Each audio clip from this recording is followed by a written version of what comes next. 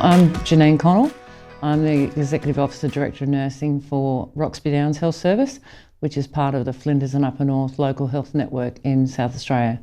So we have two major regional health centres in Port Augusta and Whyalla, and then we have two health units and a remote clinic that go up the Flinders Ranges, and then due north is Roxby Downs, another 250 kilometres north of Port Augusta. So in 2022, we identified through clinical review and incident data that there was a worrying trend of missed and delayed diagnosis of sepsis.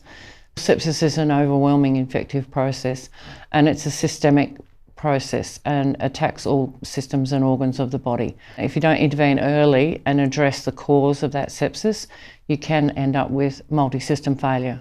We wanted to make sure that every clinician identified sepsis as early as possible when somebody presented, so that they had a good understanding of the risk factors and the signs and symptoms of sepsis. So we used the Commission's self-assessment tool as a starting point to identify where we were at and what gaps we needed to address.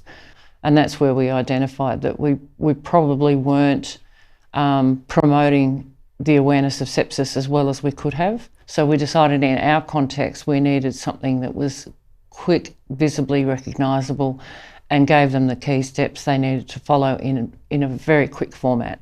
So we developed a one-page which was in line with the SA Health one, which condensed the sepsis pathway into a one-page sheet which said step 1, step 2, step 3, with timelines associated to follow the sepsis pathway to make sure you were initiating treatment quickly.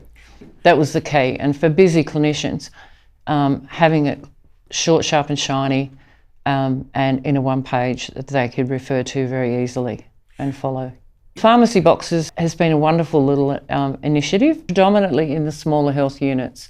So that's everything you need to follow the sepsis pathway, the culture bottles, the blood tubes, the copy of the pathway, the empiric and recommended antibiotics are all in that one box. It's clearly labelled a sepsis box, so anybody can quickly grab it, and it's been a great tool to assist in making sure that you meet the timelines of the sepsis pathway. So the sepsis pathway and the importance of sepsis has been embedded in the orientation program for all new medical staff. We've done regular staff in services, which we do across teams so that all health services can join in. We've developed dashboards that show the results of our auditing. So they're put up in all public facing areas and high traffic areas.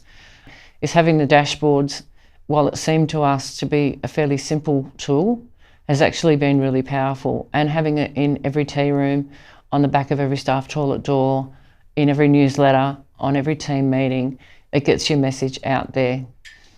We've seen significant increase in lactate testing across the LHN. So what we've achieved is now that everyone who presents that potentially could have sepsis, a lactate is a mandatory part of initial blood screening. So that happens early. We've increased the compliance with meeting antibiotics within 60 minutes, significantly from 52 to 78% approximately, and patients seen by clinicians within the required time frame. That's gone from 58% to 92%. So really good jumps in those key areas of meeting those targets.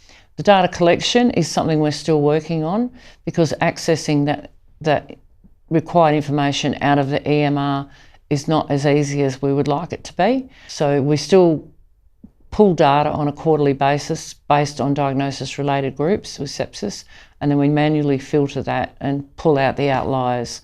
And it was an advice of a former medical staff: if you want to effect change, give the people the facts and give the staff the data of what you're seeing and where the gaps are, and then they will see that and act on it.